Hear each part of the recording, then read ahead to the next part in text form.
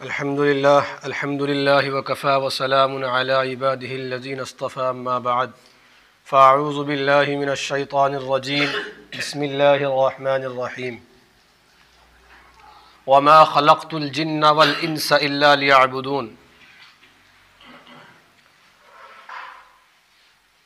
वक़ाल तआला वइज़ क़ुल्ना लिल मलाइकति इसजुदू लिआदम फ़सजदू इल्ला इब्लीस अबा वस्तकबरा व कान मिनल काफिरीन। हज़रात सामिईन इकराम, मेरे मुअज़्ज़ज़ बुज़ुर्गों, बड़ों और अज़ीज़ साथियों, मेरे प्यारे भाइयों, नौजवान साथियों, अल्लाह पाक ने कुरान के अंदर फरमाया है वमा खलक़तुल जिन्ना वल इंसा इल्ला लियअबुदून, कि मैंने जिन्नात और इंसान को महज अपनी इबादत के लिए पैदा फरमाया।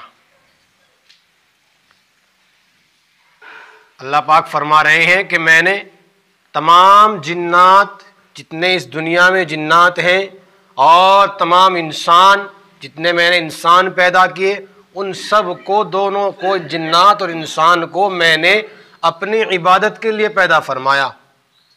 वमा खलक़तुल जिन्ना वल इंसा इल्ला लियअबुदून। कुरान फरमा रहा है, अल्लाह पाक कुरान के अंदर फरमा रहे हैं। तो मेरा और आपका यकीन ये है कि जो कुरान ने फरमाया और जो अल्लाह ने कहा वो झूठा नहीं है। एक मुसलमान और मोमिन का नतीजा, मोमिन का एक यकीन ये होना चाहिए कि जो कुरान कहता है, जो अल्लाह के रसूल कहते हैं, जो हदीस कहती है, वो वाकई सच्चा है और पक्का है। हमारा ये यकीन होना चाहिए और यकीन है भी। इसी तरीके से हमने जब पैदा होने से पहले अल्लाह पाक ने जब इंसान को बनाया और इंसान के अंदर रूह फूंकी, तो अल्लाह ने फरमाया था, क्या मैं तुम्हारा रब नहीं हूं? क्या मैं तुम्हारा रब नहीं हूं? तमाम जिन्नात और इंसान ने ये कहा था कि हाँ, आप हमारे रब हैं। लेकिन जब इंसान इस दुनिया में आता है, जब इंसान इस दुनिया की चार रंगीन चीज़ों को देखता है, जब इंसान इस दुनिया की ऐशो आराम को देखता है, जब इंसान इस दुनिया की अच्छे अच्छे पारक और अच्छे अच्छे खुशनुमा चीज़ों को देखता है, जब इंसान इस दुनिया की रंगीन चीज़ों में आकर रंग जाता है, तो फिर वो अपने अल्लाह को भूल जाता है। फिर वो अपने अल्लाह को भूल जाता है। क्या वादा करके आया था कि तो आप हमारे रब हैं, और जो अपने बड़े को मानता है, अपने किसी भी एक फर्द को अपना बड़ा मानता है, किसी बुजुर्ग को अपना पीर मानता है, किसी शख्स को अपना उस्ताद मानता है, तो उसके बताए हुए तरीके पर, उसके हुक्म पर चलता है। ये एक तरीका है हमारा और आपका, एक तरीका, एक रिवाज है कि जो हमारा बड़ा होता है, जो हमारे वालिद होते हैं, या हमारे घर में जो बड़ा भाई होता है, या जो घर का जिम्मेदार या हमारे परिवार का जिम्मेदार होता है, या जिसके पास हमने कुछ सबक पढ़ा हो, हमारा उस्ताद होता है, तो हम उसकी बात को मानते हैं। जमात जब जाती है, जमात में एक आदमी को अमीर बना दिया जाता है। क्यों बनाया जाता है उसको अमीर? सिर्फ इसलिए ताकि उसकी मातहती में जितने भी जमात के अफराद हैं, उसकी मातहती में उसके बताए हुए तरीके पर और उसकी बातों पर अमल करें और अपना वक्त गुजारें। इसलिए उसको अमीर बनाया जाता है। तो ये छोटे छोटे अमीर, लेकिन वो तमाम अमीरों का अमीर जिसने तमाम जिम्मेदारों को पैदा फरमाया है, आज हम उससे वादा करके आए और दुनिया में आकर हम भूल गए। आज कहां सोए हुए हैं मुसलमान? आज हर मुसलमान ये कहता है कि मैं परेशान हूं। गरीब हो, अमीर हो, फकीर हो, वो किसी भी तरह का आदमी हो, किसी भी काम करने वाला आदमी हो, किसी भी कम्युनिटी का आदमी हो, किसी भी महकमे का आदमी हो, कितना ही कमाने वाला हो, कितना ही मजदूर हो, लेकिन वो क्या कहता है कि हम परेशान हैं। तमाम हालात हमारे ऊपर हैं और वाकई हैं। ये कोई झूठी बात नहीं है कि हालात मुसलमानों पर नहीं है। आज सबसे ज्यादा पूरी दुनिया में अगर परेशान कोई कौम है तो वो सिर्फ मुसलमान है। माली हालात से नहीं, घर के हालात से नहीं, बल्कि जो दूसरे दुनिया में देखने वाले जो हालात हैं, सामने आने वाले जो हालात हैं, उनसे परेशान है। क्यों मुसलमान को एकदम गिरी हुई नजरों से देखा जाता है? क्यों मुसलमान पर नजरें टिकी हुई हैं? मेरे भाइयों, किसी की गलती नहीं है। कौन हुकूमत कर रहा है, किसकी गवर्नमेंट है, क्या है, ये हमें सब छोड़ देना चाहिए। हमें ये सब छोड़ देना चाहिए। हमें ये देखना चाहिए कि हम पीछे क्यों हैं, हम परेशान क्यों हैं, हमें ये देखना है। आज लोग दूसरे की जीत पर खुशी, क्यों उसकी खुशी पर गम मनाते हैं कि हमसे आगे क्यों बढ़ रहा है, बल्कि हमें क्या करना चाहिए? किसी शायर ने कहा है कि सबब तलाश कर अपने हार जाने का।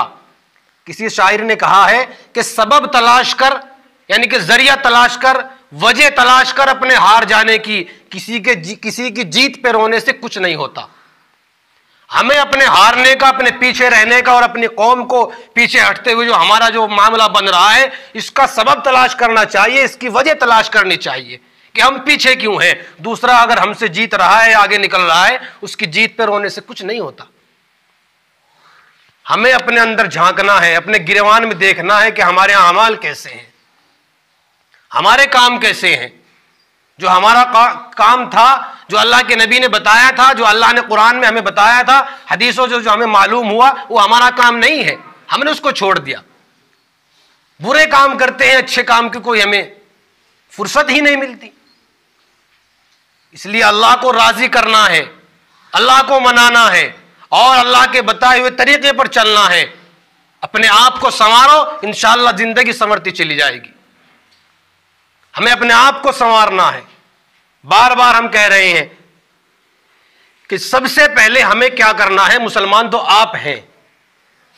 इस्लाम में 5 चीजें फर्ज हैं। इस्लाम में 5 चीजें फर्ज हैं। नंबर 1, कलिमा तौहीद, ला इलाहा इल्लल्लाह मुहम्मदुर रसूलुल्लाह। यहां जितने सब बैठे हुए सब मुसलमान हैं, सब इस कलिमे पर यकीन करते हैं और सबने इसको पढ़ा है। करते हैं, नहीं करते हैं? उसके बाद दूसरी जो चीज है, कलिमा तौहीद ला इलाहा इल्लल्लाह के बाद जो दूसरी चीज है वो नमाज है। कलिमा तौहीद ला इलाहा इल्लल्लाह भी हर मुसलमान को पढ़ना है। नमाज दूसरे नंबर पर जो नमाज आती है, वो भी उसमें अमीर गरीब कोई हो, सबको नमाज पढ़नी है, सब पर नमाज फर्ज है। तीसरे क्या है? तीसरे रोजा है। रोजा भी सब पर फर्ज है, उसमें अमीर गरीब कोई भी हो, उसमें किसी की कोई तखसीस नहीं है, कोई छूट नहीं है। रोजा भी सबको रखना है। फिर क्या है? फिर है ज़कात। यहां तीसरी चीज पर आकर, चौथी चीज पर आकर, ज़कात पर आकर थोड़ा सा यहां पर छूट होती है। वो क्या होती है कि जिस पर ज़कात वाजिब है, जिस पर माल ज्यादा है और जो साहिब निसाब है, उसको ज़कात देनी है। जो बेचारा गरीब आदमी है, उसको ज़कात नहीं देनी है। लेकिन इससे पहले की 3 चीजें जो हैं, कलिमा तौहीद ला इलाहा इल्लल्लाह मुहम्मद रसूलुल्लाह, इसका इकरार करना और इस पर यकीन करना, दूसरी नमाज पढ़ना और तीसरे रोजा रखना, ये सब मुसलमानों पर फर्ज है। फिर चौथी हमने बतलाई ज़कात। ज़कात जो माल वाला आदमी है, साहिब निसाब है, उस पर ज़कात फर्ज है। फिर 5वीं क्या है? हज करना। हज भी सब पर फर्ज नहीं है। जिस आदमी पर माल हो और इतना माल हो कि वो हज के पैसे जमा करने के बाद 40 दिन वहां लगते हैं, अपने बच्चों का, अपने परिवार का पीछे खर्चा देकर चला जाए, उस पर हज फर्ज होता है। लेकिन तीनों चीजें जो पहली हैं, पहली 3 चीजें सब पर फर्ज है। इसलिए हमें कलिमा तौहीद ला इलाहा इल्लल्लाह पर यकीन रखना है कि अल्लाह के सिवा कोई इबादत के लायक नहीं है और मोहम्मद सल्लल्लाहु अलैहि वसल्लम अल्लाह के सच्चे बंदे और हमारे नबी और उम्मती, हम उनके उम्मती हैं, ये यकीन रखना है। उसके बाद नमाज पढ़नी है, फिर रोजा रखना है। अच्छे अमाल करने हैं और अच्छे अमाल का नतीजा अच्छा होता है। जब आदमी कोई भी अच्छा काम करता है तो उसका नतीजा अच्छा निकलता है। आज मेरे भाई नौजवान, अब तो खैर हवाएं ऐसी चल गई हैं कि हमारे पास सिनेमा हॉल जो है हमारी जेब में रहता है, हमारे हाथ में रहता है। आज तो हवाएं ऐसी चल गई है, तरक्की, यूरोपियन तरक्की ऐसी कर गई है, अंग्रेज हमारे अंदर ऐसा समा गया है कि अंग्रेज ने, पहले क्या होता था कि घर से कुछ पैसों का इंतजाम करना पड़ता था और फिर चलकर कहाँ देहरादून जाना पड़ता था सिनेमा हॉल में, और फिर वहां छुपकर घुसना पड़ता था और छुपकर वहां से निकलना पड़ता था। बड़ी कुर्बानी देनी पड़ती थी फिल्म देखने के लिए नौजवानों को। लेकिन इस अंग्रेज ने यह बताया कि तुम्हें कहीं जाने की जरूरत नहीं है, तुम रात को अपने कमरे में, बंद कमरे में अपनी मर्जी से जो चाहे सिनेमा हॉल देख सकते हो। आज इस अंग्रेज के पीछे भाग रहा है मुसलमान। इसकी चाल पर चल रहा है। लेकिन उस नबी ने जिसने फाके पर फाके रखे और भूखे प्यासे रहकर इस उम्मत के लिए दुआएं की और इस उम्मत की रास्त पर आने की दुआएं की, उसको हमने उसकी याद को छोड़ दिया, उसके तरीके को छोड़ दिया।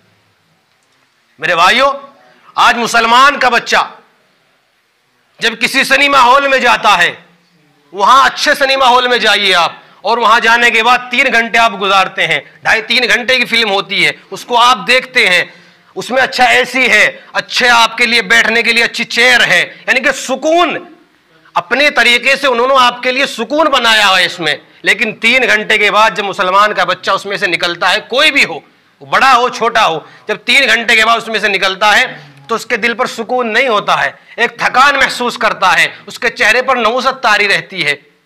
लेकिन जब वही आदमी इस मस्जिद में आता है और यहां आकर अल्लाह की इबादत करता है, अच्छी तरीके से वजू करता है, अच्छी तरीके से नमाज पढ़ता है, तो मेरे भाई उसके चेहरे की रौनक अलग होती है, उसके चेहरे पर सुकून होता है। क्यों? वहां एसी थी लेकिन यहां पंखा नहीं है, वहां अच्छा कमरा था, अच्छी चेयर थी, लेकिन यहां अच्छी जाए नमाज नहीं है, ऊपर टीन पड़ा हुआ है, सर्दी गर्मी की हालत में आपने यहां 20-25 मिनट अल्लाह की इबादत की, लेकिन उसके बाद भी आपके चेहरे पर नूर है। इसकी वजह क्या है? इसकी वजह सिर्फ यह है कि हम अल्लाह के दरबार में थे और वहां हम बंदों के दरबार में थे। इसलिए हमें अपने अल्लाह को राजी करना है। अगर अल्लाह राजी हो गया, सब राजी हो जाएंगे। मेरे भाइयों, अगर अल्लाह राजी नहीं हुआ, आप पूरी दुनिया को मनाते फिर जाओ, किसी बड़े से ताल्लुक करते फिर जाओ, किसी भी बड़े आदमी से, किसी भी महकमे के आदमी से आपका अगर ताल्लुक है तो सब बेकार है, सब रायगा है। पहले अल्लाह को राजी करना है, अल्लाह को बनाना है। इसलिए अल्लाह को राजी करेंगे इंशाअल्लाह। सबने अपने अल्लाह को राजी करना है और सुन्नतों पर अमल करना है और नमाज को मुकद्दम रखना है। तमाम काम छोड़कर जब मुअज्जिन पुकारे आपको हय्या अलस सलाह हय्या अल फलाह, तो आप अपने इसकी दुकानों के शटर इस तरह मार दे जिस तरह कोई कर्फ्यू लग रहा हो, बंद कर चले आए और फिर देखें कि आपके कारोबार में कितनी खैर बरकत होती है। जब आपको कोई यहां आज आ जाए, कोई पुलिस वाला आकर कहे कि कल सबको दुकानदारों को फला वक्त वहां थाने में पहुंचना है, तो मैं कहता हूं अगर 10 बजे का वक्त देता है तो आप 9:30 बजे पहुंच जाएंगे। क्यों? आपको थानेदार ने बुलाया है। लेकिन वो सबका बड़ा है, वो 5 वक्त आपको बुलाता है, हय्या अलस सलाह हय्या अल फलाह। क्यों नहीं आते हम? एक थानेदार की क्या उससे ज्यादा वो कुव्वत और वो हैसियत है हमारे सामने? कुछ नहीं है ये दुनिया। मेरे भाइयों, अपनी आखिरत को संवार लो। आखिरत को संवारोगे, अल्लाह को राजी करोगे तो तमाम चीजें आपके पीछे होंगी, और अगर नहीं संवारोगे तो यही हालात रहेंगे जो आज हमारे ऊपर है। दुआ कीजिए कि अल्लाह पाक हमें नमाजों का पाबंद बनाए और अल्लाह पाक हमें ज्यादा से ज्यादा इबादत करने की और अल्लाह अपने हिदायत पर और सिरात मुस्तकीम पर चलने की हमें तौफीक अता फरमाए। एक मसला ये है कि कुछ लोग अब भी सुन्नतें पढ़ रहे हैं। जब आपको ये नजर आए कि जुमे का वक्त हो गया और 2 मिनट या 1 मिनट जुमे में है वक्त, उसमें जुमा खुतबा तैयार है, बिल्कुल खुतबा खड़ा होने में है, तो उस वक्त आप सुन्नतें ना पढ़ें और जब खुतबा शुरू हो जावे फिर कोई बात ना करे। उस वक्त बात करना बिल्कुल कतान मना किया गया है, बहुत बड़ा गुनाह है। अगर आपके बराबर में कोई बात भी कर रहा है तो खुतबा होते हुए आप उसको इशारे से भी मना ना करें। अगर वो कर रहा तो आप करने दें, लेकिन आपने बात नहीं करनी है। बहुत ही उसके साथ चुस्ती के साथ और सुकून के साथ खुतबा सुनना है। अल्लाह अमल की तौफीक अता फरमाए। व आखिरु दावाना अनिल हम्दुलिल्लाहि रब्बिल